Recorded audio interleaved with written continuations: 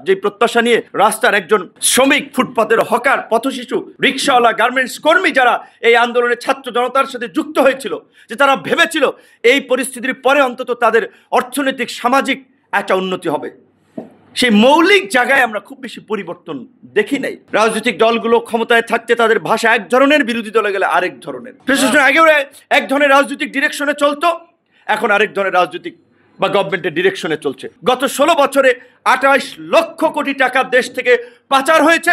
অন্তর্বর্তীকালীন সরকারের দুর্নীতি দমন কমিশন সেইভাবে ফাটাকেস্টের মতো সব জায়গায় ঘুরে বেড়াচ্ছে। দুর্নীতি দমন কমিশন আছে না মারা গেছে জানি না। এই সরকারের উপদেষ্টা অনেকে, তারা পুরো দেশের রাষ্ট্র ব্যবস্থার সমস্যা জানেন, কিন্তু এখন পর্যন্ত আমরা যদি বলি মোটা দাগের সমস্যার ক্ষেত্রে আমরা একটা জনবান্ধব প্রশাসন, জনগণের প্রতি দায়বদ্ধ একটা প্রশাসন, পুলিশ কিংবা জনপ্রশাসন আমরা চাই। আমরা কি সেটা পেয়েছি?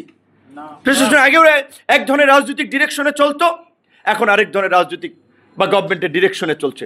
কোনো নিরপেক্ষতা, পেশাদারিত্ব এখনও নিশ্চিত হয় নাই এবং সেই সংস্কার নিয়ে খুব বেশি আলাপ আলোচনাও হচ্ছে না।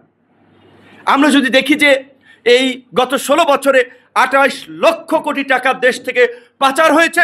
অন্তর্বর্তীকালীন সরকারের দুর্নীতি দমন কমিশন সেইভাবে ফাটাকেস্টের মতো সব জায়গায় ঘুরে বেড়াচ্ছে, অভিযান চালাচ্ছে, দুর্নীতিবাজদেরকে গ্রেপ্তার করছে, বিচারের মুখোমুখি করছে, আদালতে তোলা হচ্ছে, কিচ্ছু দেখি না। দুর্নীতি দমন কমিশন আছে না মারা গেছে জানি না।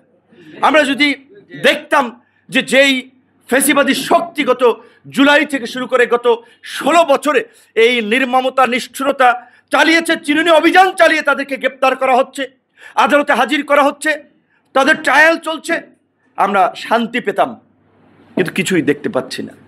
9-6 ল্যাপস্যাপ দিয়ে আইওয়াশ যা দেখতে পাচ্ছি অনেক ক্ষেত্রে। প্রকৃত বিষয় যেগুলো মানুষের প্রত্যাশা, সিম্পল সাধারণ মানুষের যে প্রত্যাশা, যেই প্রত্যাশা নিয়ে রাস্তার একজন শ্রমিক, ফুটপাতের হকার, পথশিশু, রিকশাওয়ালা, গার্মেন্টস কর্মী যারা এই আন্দোলনে ছাত্র জনতার সাথে যুক্ত হয়েছিল, যে তারা ভেবেছিল এই পরিস্থিতির পরে অন্তত তাদের অর্থনৈতিক সামাজিক একটা উন্নতি হবে, সেই মৌলিক জায়গায় আমরা খুব বেশি পরিবর্তন দেখি নাই। আমরা তো দেখেছি এই দেশে অনেক সামাজিক চুক্তি বলেন, রাজনৈতিক সমঝোতা বলেন হয়েছে, কিন্তু কেউ ক্ষমতায় গিয়ে রাখে নাই। রাজনৈতিক দলগুলো ক্ষমতায় থাকতে তাদের ভাষা এক ধরনের, বিরোধী দলে গেলে আরেক ধরনের। বাংলাদেশে একটা সামাজিক চুক্তি ছিল গত লাস্ট 50 বছরে, কেয়ারটেকার গভর্নমেন্ট, নির্বাচনের জন্য তত্ত্বাবধায়ক সরকার ব্যবস্থা আওয়ামী লীগ দিয়েছেন, তুলে দিয়েছিল এবং সেখান থেকে সংকটটা শুরু হয়েছিল। সংখ্যানুপাতিক পদ্ধতিতে আগামী নির্বাচন। এখন আমাদের দলের একটা পজিশন আছে, 2021 সালে আমরা যখন দল ঘোষণা করি তখন থেকে যে আনুপাতিক হারে নির্বাচন ব্যবস্থা, এইটা করা গেলে খুবই ভালো হতো। আবার প্রত্যেকটা জিনিসেরই কিছু ইতিবাচক নেতিবাচক দিক আছে।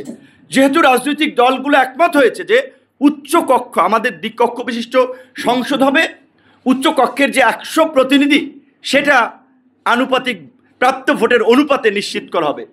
সেইটাও যদি করা হয়, সেখানেও আমরা ওই পেশাজীবী, শ্রমজীবী, কর্মজীবী রাজনীতির বাইরে একটা পার্সেন্টেজ রাখার কথা হচ্ছে, 20 থেকে 30%। জুলাইয়ের পরে আমরা যদি উল্লেখযোগ্য কোনো পরিবর্তন না আনতে পারি, তাহলে তো এই জুলাইও 69-এর গণ অভ্যুত্থান কিংবা 90-এর স্বৈরাচার বিরোধী আন্দোলনের মতো মানুষের কাছে একটা হতাশার জায়গা হবে।